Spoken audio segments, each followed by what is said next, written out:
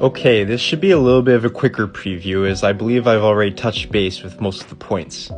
As you know, the Montréal Victoire won first place in the standings this year and chose to play the Ottawa Charge in round 1. So far I've seen some mixed opinions from fans on how this series is going to go. I've seen some suggestions about how Montreal is going to beat Ottawa badly.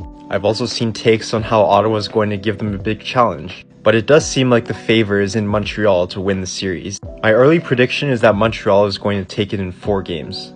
One of my early concerns with Montreal is that in the latter portion of the season, they weren't the team that I know they're capable of being. If you go look at their schedule, they actually only won 4 of their last 10 games.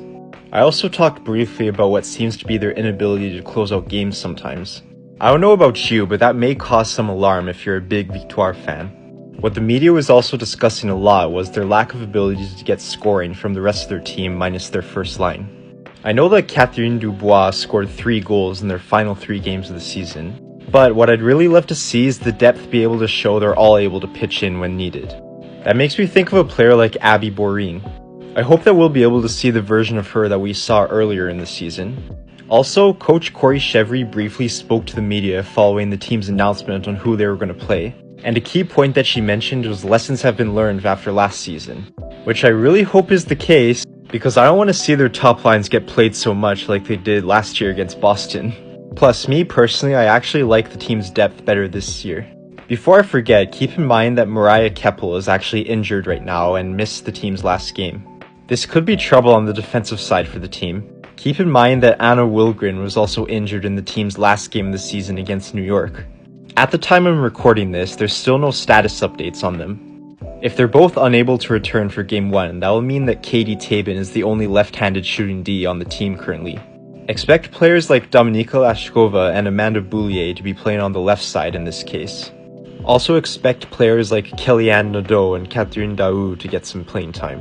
Actually, Nadeau's 10-day contract I think expired, so maybe not her. In Ottawa's case injury-wise, Emirates Mashmeyer apparently was seen at practice, so things may be looking up for the team.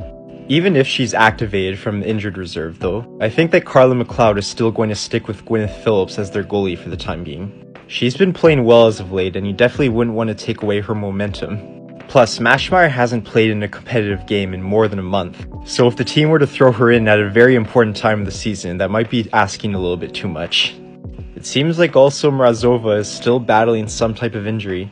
I'm sure that the team is happy that she's been able to play through it, however, because she's the reason they're in this position in the first place. But with this news coming out, I still think that she's going to be facing some type of surgery once the season is done.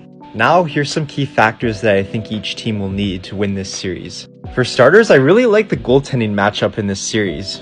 Montreal has the starting goalie for Team Canada, and for Ottawa, while she may not be the starter, she did end up taking over for Erin Frankel for USA in that gold medal game, eventually helping USA beat Canada.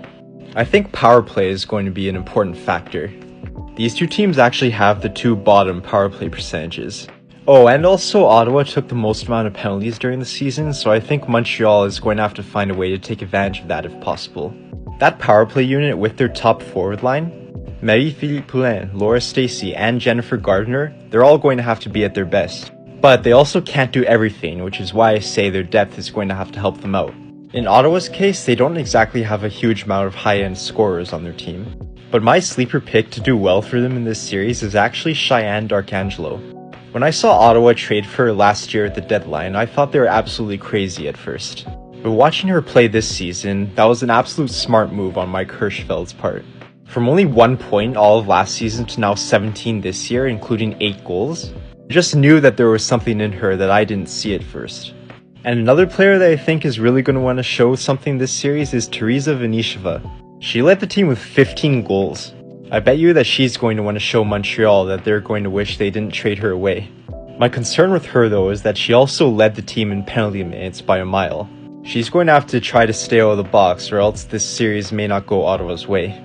I hope to see Brianne Jenner lead this team the way that I know that she can. Keep in mind I think they've only lost 1 time in their entire existence whenever she scores a goal. That's it for now though. I hope to talk about other important factors later on. Be sure to leave a comment on how you think this series will go, as well as any points that you may have to add. I hope that you enjoyed this all-Canadian team playoff battle, something that we didn't get last year.